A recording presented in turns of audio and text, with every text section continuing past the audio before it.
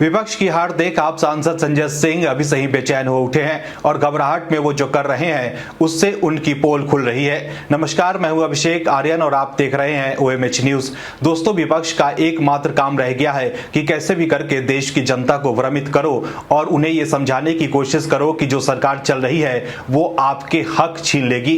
लेकिन जो सरकार आई ही है इसलिए कि वो जनता को उसके पूरे हक दे सके, वो सरकार कैसे किसी का हक छीन लेगी, ये सोचने वाली बात है। लेकिन तमाम तरह की चीजें विपक्ष की तरफ से की जा रही है और जनता के बीच में भ्रम फैलाई जा रही है। लेकिन अब विपक्ष का पोल खुलता जा रहा है, तमाम तरह की बातें हो रही है, लेकिन समाधान के नाम पर विपक्ष के पास कुछ भी नहीं है। तमाम तरह के राजनीतिक स्वार्थों पर बना ये विपक्षी गठबंधन किस तरह से रोज नए नए प्रपंच कर रहा है, इसका एक नमूना आप नेता संजय सिंह ने भी पेश किया है। क्या है खबर, बताते हैं आपको इस रिपोर्ट में। दरअसल आम आदमी पार्टी के सांसद संजय सिंह ने कहा है कि देश बाबा साहेब भीमराव अंबेडकर के संविधान से चलेगा। यह मुल्क पीएम नरेंद्र मोदी के भगवान से नहीं बल्कि संविधान से चलेगा। संजय सिंह ने कहा कि पीएम मोदी से मैं कहना चाहता हूं कि फिलहाल देश में तानाशाही चल रही है, चुनाव खत्म किया जा रहा है। संजय सिंह के मुताबिक सूरत में बीजेपी ने एक प्रत्याशी का अपहरण कर लिया और वो चुनाव हुए बिना ही जीत गए। संजय सिंह ने कहा कि संविधान 144 करोड़ लोगों को हक देता है, सबको पूरे हक से जीने का अधिकार देता है। संजय सिंह ने यह भी कहा कि किसान, दलित, अगड़ा पिछड़ा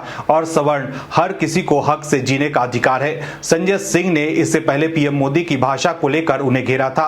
संजय सिंह ने कहा था कि उनकी भाषा हार की हताशा और बौखलाहट है। इसके अलावा संजय सिंह ने यह भी कहा कि बीजेपी से देश के संविधान और लोकतंत्र को सबसे बड़ा खतरा है। बीजेपी और आरएसएस के लोग देश का संविधान और आरक्षण खत्म करना चाहते हैं। संविधान बनने के बाद उन्होंने बाबा साहेब भीमराव अंबेडकर के पुतले जलाए और कहा कि यह संविधान देश के खिलाफ है। बीजेपी वाले शुरू से ही आरक्षण और संविधान के विरोधी रहे हैं। संजय सिंह ने यह भी कहा है कि बीजेपी देश में उत्तर कोरिया के किम जोंग उन और रूस के व्लादिमीर पुतिन की तरह भारत में भी तानाशाही सिस्टम लागू करना चाहती है।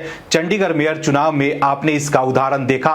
इसलिए इस बार बीजेपी को हराना देश के लोकतंत्र और संविधान को बचाने के लिए बहुत जरूरी है। तो देखा आपने कैसे एक बार फिर पीएम मोदी की वापसी देख आप सांसद संजय सिंह घबराए हुए हैं। यही वजह है कि उन्हें देश में सिर्फ तानाशाही दिख रही है। लेकिन सवाल है कि अगर पीएम मोदी तानाशाह हैं तब तो वो दुनिया के सबसे कमजोर तानाशाह है, क्योंकि दुनिया में जितने भी तानाशाह हुए हैं उसे किसी को गाली देने की हिम्मत नहीं थी, और अगर किसी ने गाली देने की और उसकी आलोचना करने की हिम्मत की भी तो हमेशा के लिए उसकी आवाज बंद कर दी गई।